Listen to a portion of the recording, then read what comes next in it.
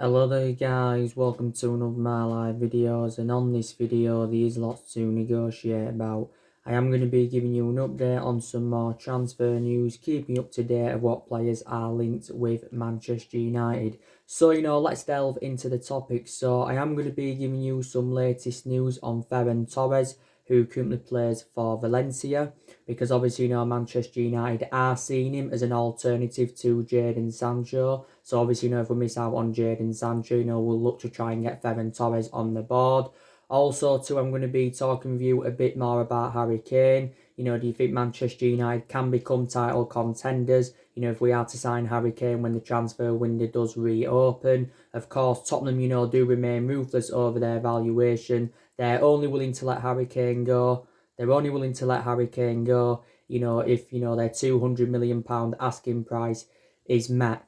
So Tottenham do want £200 million for Kane. And I'm also, going to be talking with you a bit more about Paul Pogba. I have been keeping up to date of what's been going on with Paul Pogba on a regular basis. But the first topic I'm going to start with is Ferran Torres. So, reportedly, Manchester United have expressed an interest in Ferran Torres. Now, quite a few clubs have expressed their interest in the player.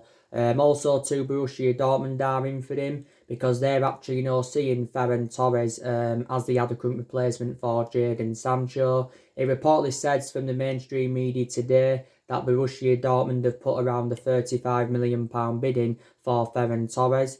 I'm very sceptical that Borussia Dortmund will let him go for £35 million, because he's got a release clause of around £87 million as Ferran Torres in his contract. Now, according to the German press, Borussia Dortmund are reluctant, to pay his £87 million release clause, so maybe, that could, give us an advantage to get him on the board.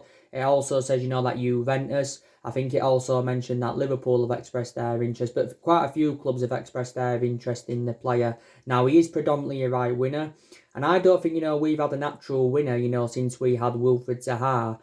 Don't forget, we had him, was it back under the Ferguson era? It was actually, Alex Ferguson's last season, but we had to let Wilfried Zaha go because obviously, he didn't get enough opportunities at Manchester United. So Man United are in search for a right winger. He can play on each flank, can Ferran Torres. Now, he's only at the age of 20, so he's very, very young. Up until this point, he has spent the entirety of his career with Valencia.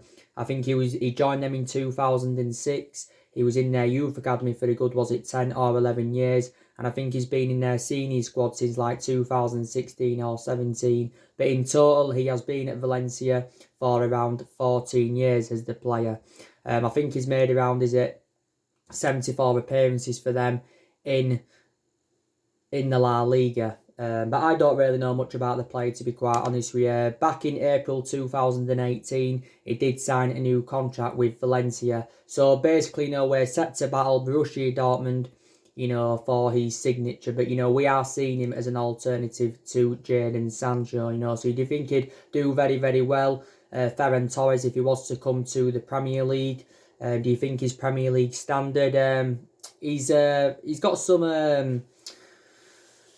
I've heard that, he's actually, very effective in the air, and he's very, very skillful, and he's really, really good at holding up the play, apparently. So do you think he'd go well alongside Rashford and Anthony Martial in our attacking line, Ferran Torres? But yeah, Borussia Dortmund have been in for the player. But I'm actually, still very, very convinced that Manchester United will sign Jadon Sancho. Obviously, it's not fully assured, that we are going to sign Jadon Sancho when the transfer window reopens. Obviously, it did say recently, that Jadon Sancho is set to choose between either Manchester United or Real Madrid. So this is, what it actually had said. This is what it had said, and I think, he's ruled himself out of making a move to Chelsea. Don't forget, on Sunday, it had fueled a bit of speculation up because Jadon Sancho was on Instagram. He was live on Instagram. He actually, did a live session. There was something mentioned about sipping some water, but that's got nothing to do with anything. That doesn't mean Jadon Sancho's coming to Manchester United when the transfer window does reopen. Of course, like I said, revert back to what I said about Ferran Torres. Ferran Torres would be a cheaper solution than Jadon Sancho, because like I said, we're willing to meet his £87 million release clause.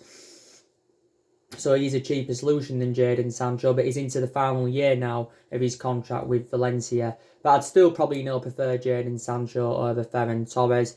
We've been relentlessly linked with Jadon Sancho. As you all know, Jadon Sancho is going to cost us at least £100 million, or £120 million. But either figure is going to make him a record signing in the Premier League, and it's going to make him the most expensive British player in history. Yes, it is in that. But a few clubs have expressed their interest in him. I think it did say the other week that Man United were willing to offer Jadon Sancho the iconic number 7 because, like I said, we've had a lot of good number 7s up and down the generations. Our recent number 7s, though, haven't been so good. Obviously, Sanchez endured difficult 18 months with the club. We had Memphis Depay, that had the number 7. But, I'm excited about, Jadon Sancho supposedly coming in. And I think another beneficial thing about Sancho coming in, he's got a really, really good friendship with Marcus Rashford. And don't forget, Marcus Rashford did recently reveal that he wants Jadon Sancho at Manchester United next season. I think it did say, we've been working on his contract at least for the last couple of months. It said, we're willing to offer Jadon Sancho around £400,000 a week. So that will also make him the best paid player at the football club. But yeah, there's been a few clubs that have been in for him. It said last week if, Man United were to fail to qualify for the Champions League, then, Jadon Sancho would reject a move to Old Trafford. Now, another beneficial thing about recommending him in is that Jadon Sancho is proven in the Premier League. He's also played in Manchester before. Don't forget Jadon Sancho endured 2 years with Man City. But never got assured any first team opportunities. So this is the main explanation why I left Manchester City to join Borussia Dortmund. If Sancho leaves, Borussia Dortmund will make a huge profit on the player because Dortmund only paid around 7 or 8 million for him from Man City. So they will make a huge profit on the player. He's had a good few years with Borussia Dortmund, despite the fact he was dropped in quite a lot of games earlier on in the season, was Jadon Sancho. And he's got a contract with Borussia Dortmund until 2022. But he's already revealed, that he wants to come to Manchester United. He is only at the age of 20. But, take into account as well, if we can sign Jadon Sancho, then maybe that could convince Harry Kane to come in. Because obviously, we've got a lot of British players on our agenda. Obviously, Solskjaer so far has recruited 5 players in 3 transfer windows, and 3 of the 5 players that we recruited in, were British in that. So, yeah, there's a lot of players on our agenda anyway. I think there's a good 13, 14 players on our agenda. But Solskjaer wants to sign at least 4 when the transfer window reopens because he does believe that Man United need around 4 signings in the summer to become title contenders. And Solskjaer, of course, has identified the areas where he thinks Manchester United need to strengthen up. He's in search for a centre forward. He also wants a right winger. He also, wants to recommend a midfielder in. And of course, we've also got quite a few centre-halves on our agenda. So Solskjaer's already revealed his plans for when the transfer market reopens, because don't forget, last week, he insisted we will exploit the transfer market when it does reopen. Because obviously, a lot of teams are under financial pressure, and quite a lot of teams across the world and that are going to have to sell some of their players, to generate money. So let's just put that into the equation. But I think we're the only club that are willing to meet Borussia Dortmund's asking price. But Borussia Dortmund do remain ruthless over their valuation. Even with the coronavirus crisis, it's not going to convince them, to lower their asking price. They've confirmed to us that they want at least £100 million. You've got some reports saying in the mainstream media that Sancho at Man United's confirmed, but there's no announcement made as yet. So what it's recently said, it's reiterating in a way what it said a couple of weeks ago, because the Irish Independent said a couple of weeks ago that it has been confirmed that Sancho will complete a transfer to Manchester United and that. But yeah, it will dramatically improve us. He will dramatically improve us. And, Marcus Rashford, like I said, I said, didn't I, before, I think he was one of our best players earlier on in the season. And as you all know, Rashford has been out with a back injury. Up until this point, Rashford has spent the entirety of his career with the club. He's been a United player since the age of 7, and he's been in our senior squad since 2016. And since then, he has become an integral part of our team. He's endured some difficult spells. I think Rashford's got like, is it 19 goals in 30 odd games this season? He can play in the number 9, you can put him out wide, but I think Solskjaer prefers Rashford out wide, to be quite honest with you. Anthony Martial, like I said before, the football season got suspended, he recently rejuvenated himself, Anthony Martial, Anthony Martial, I think, has got a good 16 or 17 goals, is it, this season? Again, Martial's enjoyed some difficult times at the football club, especially under the Mourinho era, but Martial now is into his 5th season at Manchester United. And I think one of the best seasons he enjoyed, was in his first season under Louis van Gaal era. But as you all know, this season, Anthony Martial has been playing in that number 9 role. But what I think we need to do is, we need to find Anthony Martial a permanent position. Should we put him back on the left, which is his predominant position, or, should we keep him in the number 9? But Sancho alongside them, it'd be one of the club's best attacks, I've got to be honest with you. But, just say, we were to get Sancho and Harry Kane when the transfer window reopens, that would cost Man United around £320 million, £200 million for Kane, and £120 million for Jadon Sancho. But yeah, so like I said, Ferran Torres, is a possibility. If we do miss out on Jadon Sancho, there's definitely a possibility, that he could come to Manchester United from Valencia. So that's been the breaking news today in the mainstream media. So let's talk a bit now about Harry Kane. Like I said, I've been talking with you about Harry Kane on a regular basis. So, as you all know, Harry Kane, made an admission last month, saying, that he could decide to leave Tottenham if he feels as though the team are not progressing. And he did say he will not stay at Tottenham for the sake of it. Now, obviously, Harry Kane has already revealed his ambition, and his ambition is to win silverware. And he hasn't experienced, this, during his time with Tottenham, and he's been at Tottenham for several years. Harry Kane has been in Tottenham's senior squad since 2011. And obviously, Harry Kane is Tottenham's 3rd highest goal scorer in their history. Harry Kane has 181 goals in all competitions and around 136 goals in the Premier League. Now, obviously, Daniel Levy, who's the Tottenham chairman, he's given his overarching view on this, and, he's actually, agreed that Tottenham will let Harry Kane leave in the summer if their £200 million asking price is met. So basically, Tottenham do want a world record fee for him. If we were to pay £200 million for Harry Kane, he would be the joint most expensive player in the world, because the most expensive player in the world at the moment is Neymar, who of course PSG paid £200 million for from Barcelona. Was it back in 2017 or 2018 in that? But I'm just very, very sceptical that Manchester United will pay up to £200 million for Harry Kane. But we've been offered Harry Kane. But there again, we are known for overpaying for players, especially in recent years. Don't forget, we paid £89 million for Pogba.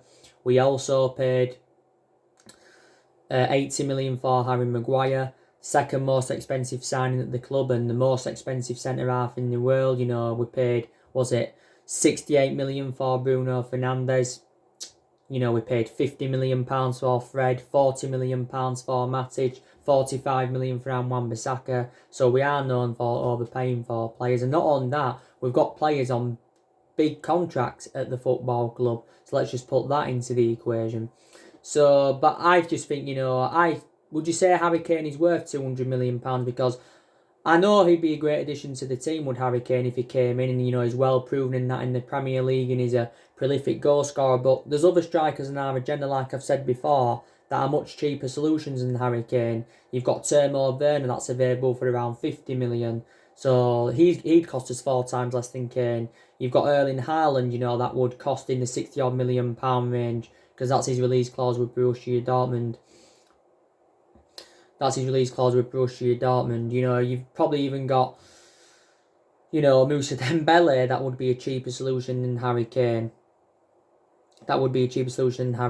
So yeah, there's much cheaper solutions than Harry Kane. So you've just got to take that into account. But like I said, Man United, we're not the only ones that have been in for him. Obviously, Real Madrid have been in for Harry Kane. Don't forget Real Madrid have done business with Harry Kane with Tottenham in the past. They got obviously Bale off them back in 2013. They also got Luka Modric off them. So Real Madrid have done business with Tottenham in the past. Real Madrid are looking to do more transfer business when the transfer window reopens, despite the fact that they'd signed around 5 or 6 players last summer and didn't spend around £300 million on them. They're also looking to offload players. Madrid, don't forget, they're looking to offload James Rodriguez. They're looking to offload Gareth Bale. They're looking to get rid of Dani Ceballos on a permanent transfer. So put that into the equation. It also says Juventus have been in for Kane. Also, to Manchester City have expressed their interest in him. But I can definitely almost assure that, he will leave Tottenham. Obviously, you've had Gary Neville giving his verdict on, Kane being linked with Man United, and he believes he'd be a good signing for the club. Danny Murphy's urged to go all out to sign him. Roy Keane said after the 1-1 draw with Liverpool we should go out to sign Harry Kane. But you never know, he could come to Manchester United when the transfer window does reopen. Tottenham basically are looking to offload Harry Kane to ease their financial worries, because Tottenham, of course, are still paying for their £1 billion stadium.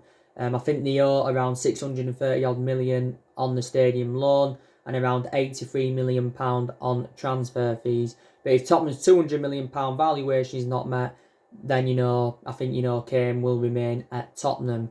And he could still remain at Tottenham at least for another season. Sky Sports did say yesterday, that Tottenham have got no intentions of selling Kane and Man United or any other Premier League rival. But Daniel Levy, like I've said before, is a very, very hard negotiator when it comes, to recruiting players from Tottenham, but he's a very, very good businessman. I'm not too sure if Ed Woodward's had negotiations with Daniel Levy, because he did say he was going to have negotiations with him. But, Man United, don't forget, have done business with Tottenham in the past. But we're basically, seeing Harry Kane as an adequate replacement for Romelu Lukaku. Now, I've got an element of concern about Harry Kane as well, that he is injury prone. Don't forget, Harry Kane has been injured. He's been out of a hamstring injury since New Year's Day. I think he has been working on his fitness regime now. Back in the summer of 2018, Harry Kane signed a 6-year deal with Tottenham with around £200,000 a week. So he's got 4 years now remaining on his current contract, because Kane's under contract with Tottenham until 2024. But Kane is going to cost Manchester United around £200 million. So do you think we should get him on the board? Let me know in the comments below. But another beneficial thing about recommending him in is that, he obviously knows Rashford well, because, they are both British. Kane's won, I think, a couple of individual awards. Didn't he win the Golden Boot twice, if I'm right, did Harry Kane, in 2 seasons, reflecting on his goals? But yeah, and he's also had a few loan spells as Harry Kane. Don't forget he had a loan spell with Leyton Orient, Millwall, Norwich and Leicester. And he's 26 years of age, is Harry Kane, so he has still got a lot of years ahead of him. But don't forget, we got Robin Van Persie from Arsenal back in 2012. We got Robin Van Persie from Arsenal in 2012. And at one point, he was looking very, very unlikely that we was going to get him on the board. I can't remember the exact fee. Was it around 30 odd million we paid for Van Persie? But we got him back in 2012, and he won us the league in Alex Ferguson's last season. Reflecting on the amount of goals he had scored. So a similar sort of thing, could happen, with the saga on Harry Kane. But yeah, so now let's delve into the news on Paul Pogba. So, according to the mainstream media, Paul Pogba has reacted to Graham Souness's. Paul Pogba has reacted to the criticism he has received from Graham Souness. Now, Graham Souness, has been criticising Paul Pogba persistently, reflecting on his performances and that. But yeah, Paul Pogba has responded to this, and he did actually, say, that he's never. He doesn't even know who Graham Souness is. He just basically said, he's a top player. He was a top player in that. That's what I heard. Don't forget, Graham Souness is a former Liverpool player. So these are some of the, the stuff, that Graham Souness, has been saying on Paul Pogba. He's been talking about him being a top player and his attitude and his athleticism and his technique and etc etc. He was also saying like Paul Pogba, doesn't want to be at Manchester United. And I think, back in March, when Paul Pogba, attended his brother's wedding, also to Graham Souness criticised him for that. And Graham Souness has also instructed Paul Pogba to put his medals on the table. So Graham Souness has said quite a few stuff on Paul Pogba. And I think he was talking about his lengthy absentee as well, I think he said this after the 1-1 draw, was it, with Everton? He said Paul Pogba would have been available by then, if he still wanted to remain at Manchester United. But, Paul Pogba's made it clear anywhere that he does want to leave the football club. Now, as I gave you the news yesterday, Paul Pogba, obviously gave an interview to the United podcast, and he actually, said that his mother always told him that he wanted to... His mother always told him that, he would return to Manchester United. And he did say, his mother and his brother, were the ones that convinced him to leave Manchester United, to join Juventus back in 2012. Because don't forget, we had Paul Pogba when he was a lot younger. We had him under the Alex Ferguson era. But due to limited appearances, we had to let, Paul Pogba go on a free transfer. Then Paul Pogba went and enjoyed 4 years in Turin with Juventus and did really, really well. I think he won like 4 Serie A's in his 4 years with Juventus, but his performances were absolutely fantastic. Now, yes, I do believe, Paul Pogba is going to be leaving Manchester United, and, Man United fans have got different perceptions on Paul Pogba. Now, also, Paul Pogba's, I think he also told the United podcast, about, the issues that he's had with his injuries this season, because he's had a few injuries this season. Pogba's only played 8 times this season, reflecting on his injuries. I think he did have the surgery on his ankle back in January. But I think, when the season does eventually resume, Paul Pogba will be back in action. And to be fair, I think he'll go really, really well alongside Bruno Fernandes in our midfield. So I think they'll complement each other fantastically well. I really, really do in that. So I think, if Paul Pogba leaves Manchester United, he'll probably make a return back to Juventus. Like I said, he enjoyed 4 good years in Juventus, and the vast majority of his performances at Man United have been totally comparison to his ones in Turin. If he doesn't go to Juventus, I can, probably see him going to Real Madrid. Because don't forget, revert back to last summer, his preference was to make a move to Real Madrid. But the main explanation why his move to Real Madrid didn't materialise last summer was, reflecting on the substantial amount we put on him. Because we said we wanted 180 million. So he was demanding just over double than what we paid for him from Juventus. Real Madrid were not willing to meet that £180 million valuation. But Pogba was talking a lot about Real Madrid last year, about his dreams of playing under Zinedine Zidane, and taking into account Pogba's got a good relationship with Zinedine Zidane. His agent Mini Raiola's got a good relation with Real Madrid, and I think Mini Raiola, has been talking with Real Madrid, and he's also been in negotiations with Juventus to try and get his client a move. But Mini Raiola in general has been talking a lot since the turn of the year. And I think Ed Woodward's had quite a few negotiations with Mini Raiola to try and resolve Paul Pogba's future. Also, there has been swap deals on the agenda, like I mentioned. Obviously, there was talks the other week about Ramsey coming to Man United as part of a swap deal of Pogba going to Juventus.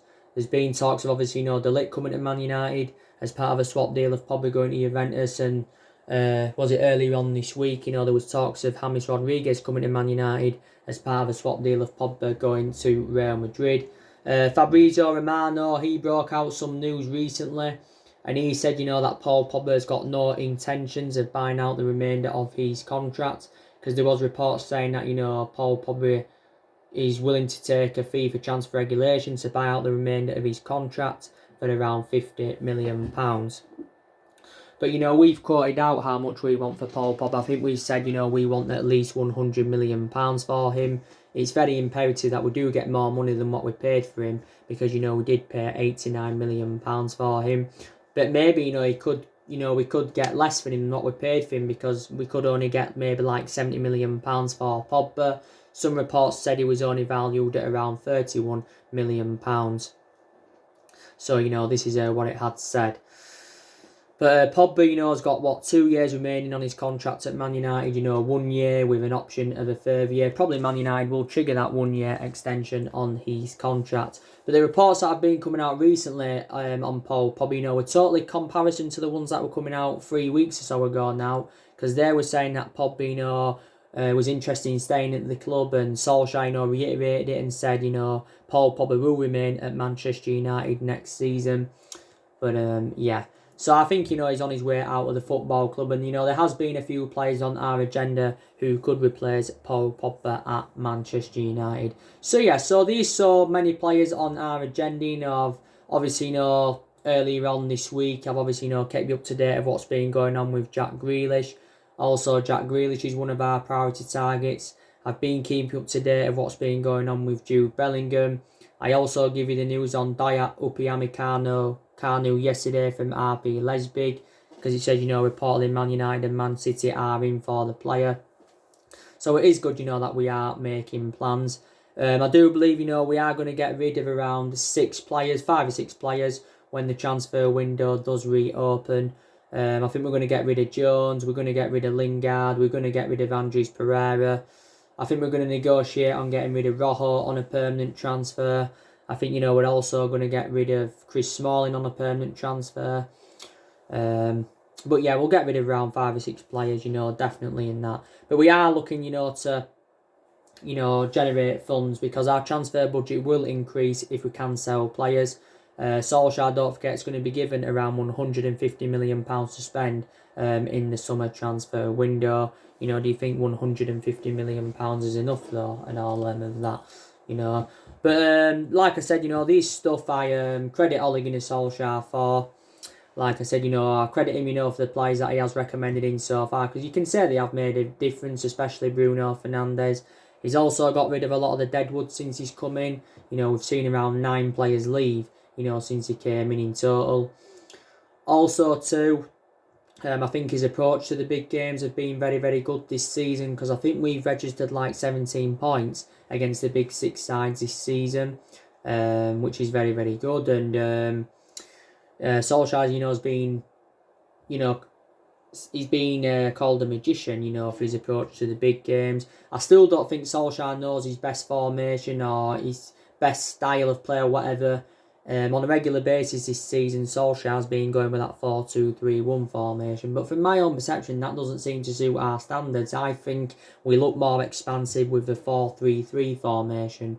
Not 4-3-3, 3-5-2 formation, sorry. But I think, Solskjaer actually, went with a 4-3-3 formation a lot, during that 3-month period when he was the interim manager. We haven't been so good against lower opposition, so I think his approach to the games against lower opposition definitely, do need to improve. But obviously, we was in a good vein of form, before the season got suspended, because, we are unbeaten in our last 11 games in all competitions. You saw my video that I did this morning.